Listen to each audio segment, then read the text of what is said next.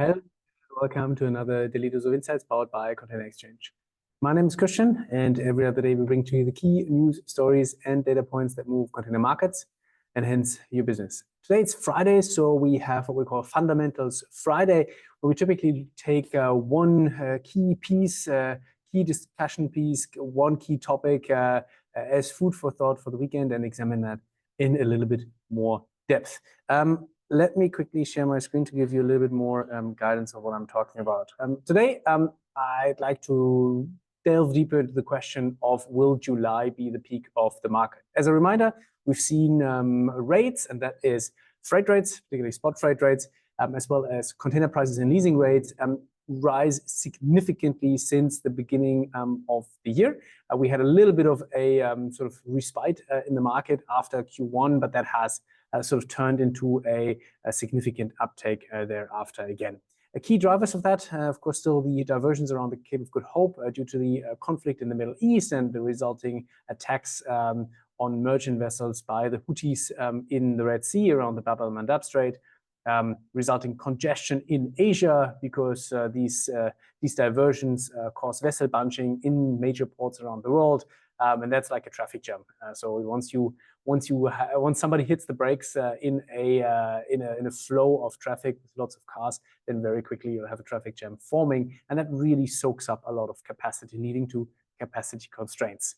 And lastly, you'll have a demand spike due to pull forward orders, so that sort of completes the perfect storm here for the container shipping industry, particularly, and because especially importers in the US and Europe have essentially pulled forward some of the orders that typically they order in Q3 because they expected congestion, delays of orders, and wanted to be on the safe side. And now all of that led together to a significant supply-demand imbalance, and as a result, freight rates spiked. Now the question, will July be the peak of the market? Meaning yes, this will likely be the peak, and we'll see a reduction in freight rates thereafter. Three core reasons that we can look at or examine in more depth. One is shipping demand will likely reduce after that early peak season, as there is no underlying really strong consumer or business demand growth in key import markets, namely Americas and Europe. Yes, it looks like a soft landing in the US, but this doesn't mean that there's really strong underlying consumer or business demand there at the moment. Secondly, there's still a significant inflow of new vessels and containers coming online, essentially reducing capacity constraints.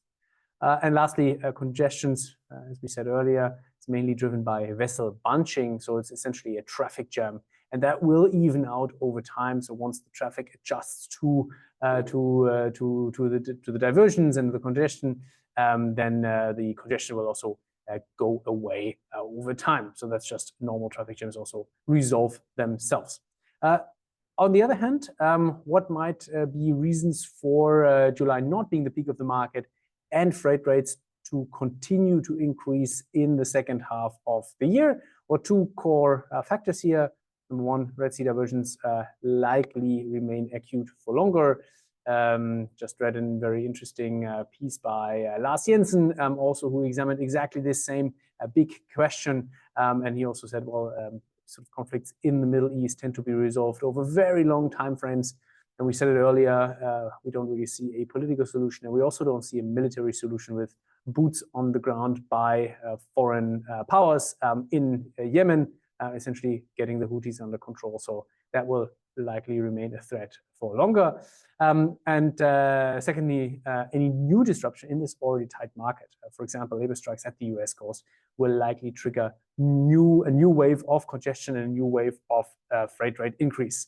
Again, Lars Jensen thought this was very thoughtful, compared this to the COVID times, where we had an initial rush in freight rates, and then that stabilized sort of after 2021. But then you had the Ever Given essentially getting stuck in the Suez Canal and leading to sort of an increase in ripple effects again, because the market was already tight, and then you basically put a traffic jam right in the middle of the market.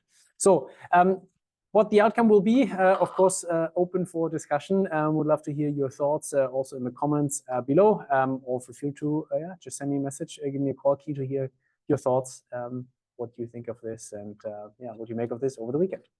That's it from me, from us for today. Thanks a lot for tuning in, and have a good weekend. See you all on Monday. Take care.